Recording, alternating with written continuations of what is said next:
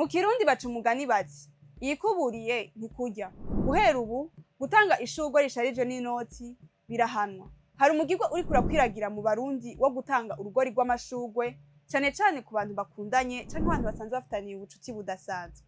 Ariko muragabe, uwo mugirwa ushobora gutuma ugwa mu mutego utabizi. Muti gute? Rimwe na rimwe uko bakora urwo rugori rw'amashurwe bihora bihinduka gato.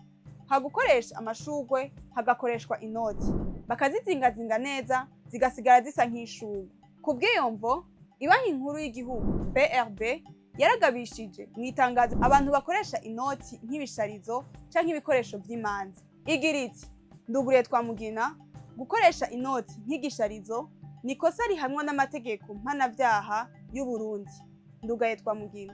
Kubw'uburyo bwinshi bukoreshwa mu gukora izo noti, abantu bose barasabwe kuzibungabunga, kuzisonera no kuzikoresha neza mu ntumbero yo kutonona ubutunzi bw'igihugu. Abantu rero batanga canke bakoresha ayo mashurwe barasabwe kutonona ubutunzi bw'igihugu mu kwirinda kuzingazinga izo noti kuko bituma zisaza.